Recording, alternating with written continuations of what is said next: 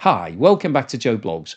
In today's episode, I want to talk to you about what's happening in the Russian economy, and specifically to talk about Russian debt, both corporate and household debt, because they are both on the rise. And if you've been following the channel, you'll know that interest rates at the moment in Russia are extremely high. If you want to borrow money right now, you'd have to pay in excess of 20% per year in interest. Now, one of the things that's caused that high cost of borrowing is what's been going on with inflation. So, one of the points of this channel is really to try to tie together all of these different factors so you get a better understanding as to what the impact of something happening in one part of the economy is on all of the rest of it. So, if we have a look at this chart, it shows inflation in Russia over the past 5 years. And you can see that in 2021, inflation was already becoming a problem. The target rate of inflation in Russia has been set at 4%, which is double what it is in places like the USA, the UK, and the European Union. But you can see in 2021, inflation rose from around 5% at the start to 8% at the end of the year. We then saw a huge jump in inflation as soon as the war in Ukraine started. It rose above 16%. And over the past 3.5 years, it's remained at an elevated level. On average, it's been somewhere between 8 and 10%. And when you have cumulative inflation like that year on year, it just pushes up the price of everything, makes things less affordable, increases the cost of living, and usually this has a detrimental impact on your currency in the international markets. And the price of the ruble has gone down over the last 5 years. Obviously, at the moment, it's a very narrow market because it's only really Russia that wants to deal in rubles. So the Russian central bank is now managing the value. But even at the current rates, it's still higher than it was 5 years ago. So the point of mentioning all of this is really to talk about what's happening with interest rates. So you can see that over the past 5 years, interest rates in Russia have gone up significantly. In 2021, interest rates were actually at 4%, which was in line with the target rate of inflation.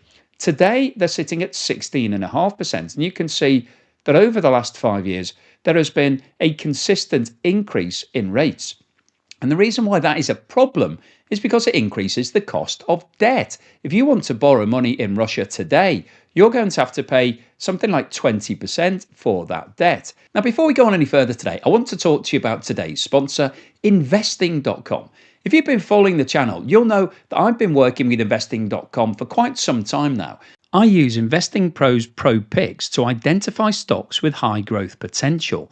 The tool has a track record of finding standout performers by leveraging powerful AI and data.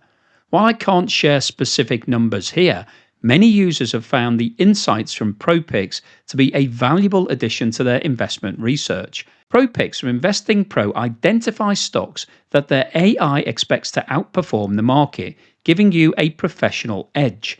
Investing Pro has other features such as Warren AI, ideas, and a stock screener. And the great news is that there is a Black Friday sale, which is offering a 60% discount on the usual subscription rate. But even better than that, Joe Blogs viewers can get an additional 15%. But this offer won't be around for long. So if you're interested, scan the QR code on the screen now or click the link in the description below. This chart shows the movement in debt levels in Russia over the past 10 years. We've got different color coding here. The orange section at the top shows non-financial organizations' debt, so basically companies in Russia. The dark blue section in the middle shows financial organizations' debt, so basically bank borrowing. And then the light blue section at the bottom is household debt. And we've also got two lines on this chart. The brown one shows the total amount of debt from organizations and households. And then the blue one at the top is a percentage of GDP. So what you can see here is that back in 2016, total borrowing was sitting at around about 75 trillion Russian rubles. So that was roughly around 1 billion US dollars. Today, it's sitting at more than 164 trillion. So that's the equivalent of $2 trillion. And you can see that over the last 10 years, there has been a consistent increase. However, in the past few years since the war in Ukraine started, we have seen a ramping up of that debt.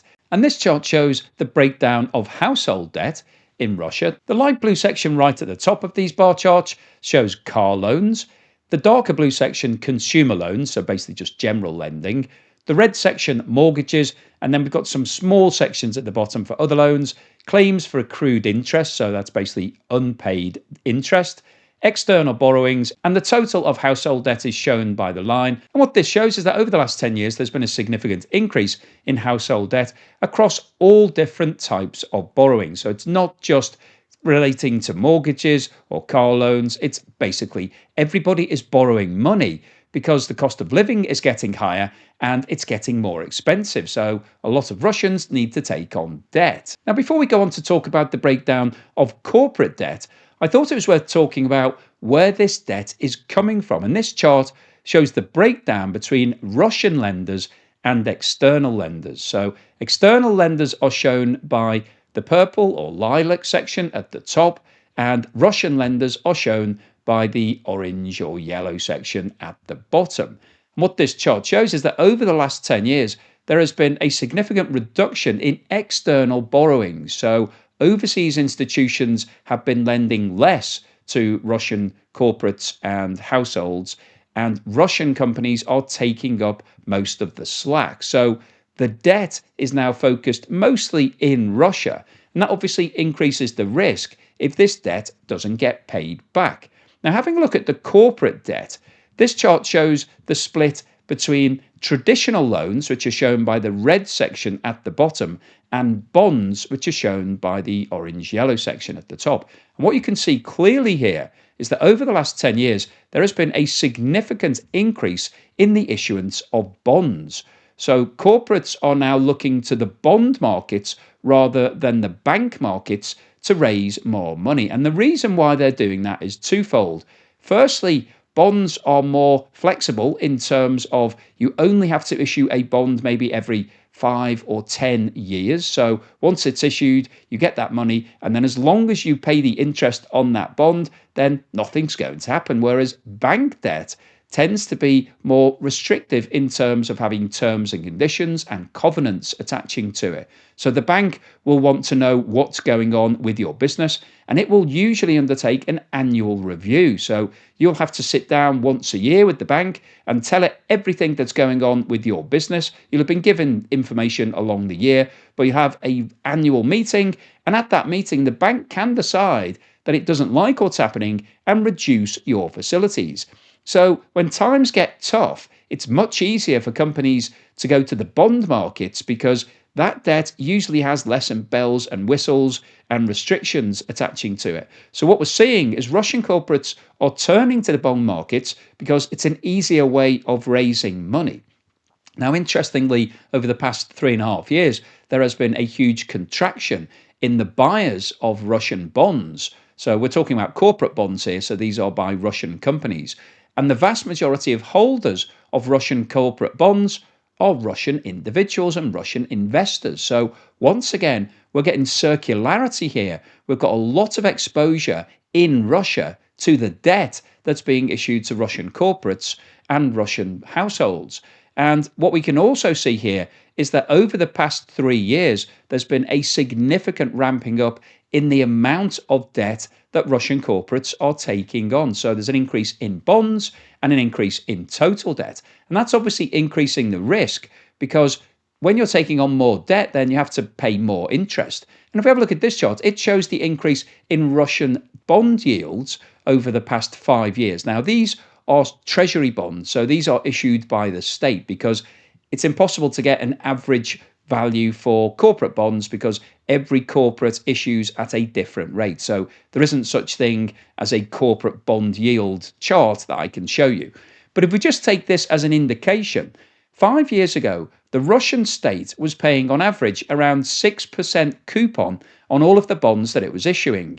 Today, that coupon has risen to more than 14%. So over the last 5 years, we've seen the bond yields more than double on the treasury debt that's on the Russian state. Now, corporate bonds are more risky than taking a bond from the Kremlin because obviously with the corporate, things can happen, things can go wrong, you can lose your market share, something goes wrong with your management, or there's a million different things that could happen to a corporate that makes it much higher risk than a bond issued by Russia itself. So corporate bond levels are going to be significantly higher than these levels. In fact, they're probably closer to what's going on with interest rates. And as we just discussed, interest rates currently are sitting at 16.5% in Russia. However, you need to have an element of profit margin on top of that. So if we assume that corporates in Russia are currently paying around 20% for the issuance of their bonds, which is a lot more than the state is paying, that compares probably to around 7 or 8% 5 years ago. So what that means is that as and when all of the historic bonds are coming up for renewal, Russian corporates are facing the prospect of seeing the interest cost on those bonds doubling or potentially even more than doubling. Now that's going to add further to their cash flow burden because they're going to have to pay the interest every 6 months on those bonds. But in addition to that, we've also seen a huge increase in the volume of debt. So we've got a dangerous combination here where there's an increase in the amount of debt and also the cost of the debt. So the double whammy effect on Russian corporates is that they're seeing a huge drain on their cash flows right now because they're having to pay more and more interest on that debt. And I recently made a video talking about the fact that there are now lots of zombie companies in Russia who are not even making enough profit to be able to pay the interest on all of their borrowing, never mind actually paying the debt back at some point in the future. So we've got a huge increase in debt, a huge increase in debt costs at a time when the economy is slowing down. Russian corporates are finding it more and more difficult to get market share because they're seeing their markets contracting as a result of the sanctions. So this is a nightmare situation where revenue is going down, costs are going up. And one of the main costs for corporates in Russia at the moment is debt finance. And at some point, we are going to see lots of Russian companies struggling to be able to make those interest payments. They're basically becoming illiquid. And we could see a huge wave of bankruptcies in Russia over the next few years. So what's the summary and conclusion today?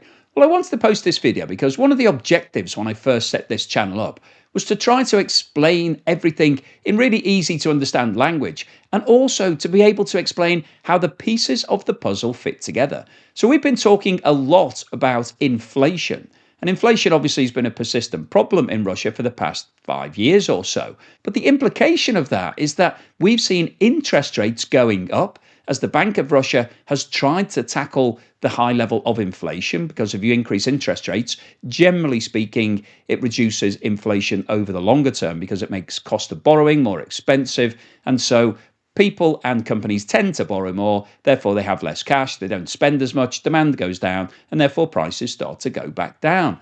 But that hasn't been happening in Russia. And one of the reasons why it hasn't been happening is because corporates and individuals in Russia are having to take on debt because they don't have enough cash to make all of their payments. Russian companies have seen a huge increase in their costs over the past few years because the sanctions have restricted the amount of things that they can import. And therefore, when you've got a reduction in supply, it generally pushes prices up.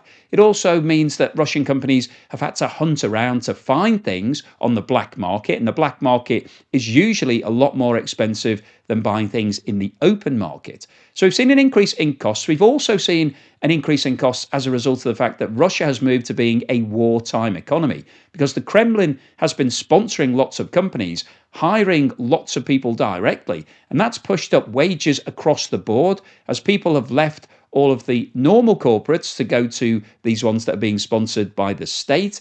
That's meant that there's lots of job vacancies, and so the normal corporates have had to offer higher wages to try and attract more people in. So we've seen a massive increase in cost for all of these Russian companies.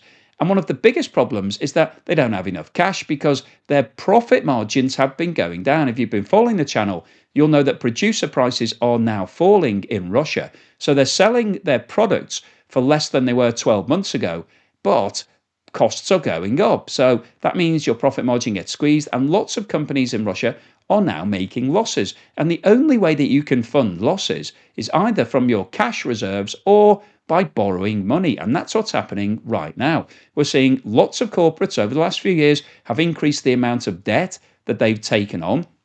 And the cost of that debt has gone up in line with interest rates. So it's currently sitting at around 20%. Now, that's prohibitively high. That's basically the equivalent of credit card lending or even loan shark lending in the real world.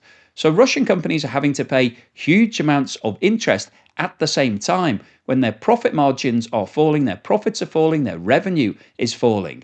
And this can't go on because you become illiquid at some point. You get to the stage where you're not even making enough profit to pay the interest on those loans. And when you get there, then it's basically a waste of time because you're working full time just to pay the bank.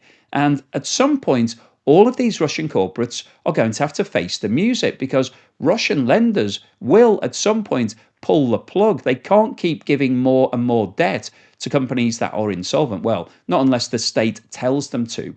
But at some stage, Russian banks are going to have to make a decision as to whether or not they're going to be calling in the receivers, putting all of these businesses into administration, bankruptcy, liquidation, whatever you want to call it. And if that happens, we could see an implosion of Russian corporates. But it's not just Russian corporates, because as we've discussed in today's video, households in Russia have also been taking on more and more debt at a time when it's very expensive to do so. So lots of people in Russia are now facing really severe cash problems. They basically don't have enough money to pay all of their bills. So they're having to borrow in order to do that. And once again, this is just building up a huge wave of bankruptcies at some point. So the point of making this video really was just to explain to you how inflation and persistently high inflation causes problems in an economy, because higher interest rates mean that the cost of borrowing goes up. And then people get into a really vicious circle where you don't have enough money, you have to borrow money. The cost of that borrowing is really high, so you have to pay the interest on it. That reduces your free cash even further, so you have to borrow more money just to pay the interest on the debt that you borrowed because you didn't have enough money in the first place. And so at some point, you're going to go bankrupt. And that was really what I wanted to highlight in today's video, that we've got a huge number of corporates and households in Russia building up more and more debt. It's becoming more expensive, and at some point, this bubble is going to burst. So hopefully you've enjoyed today's video, you found it useful, informative, and hopefully thought-provoking. If you did, then please give me a thumbs up. Please subscribe if you haven't done so already. I'm trying to push my subscriber numbers up, so please hit that red button. Thank you so much to everyone that's supporting me. If you've bought me a coffee or sent me YouTube super thanks or signed up as a Patreon or YouTube member or buy me a coffee member, thank you for that support. Really helps to keep me going. And here's something to put a smile on your face.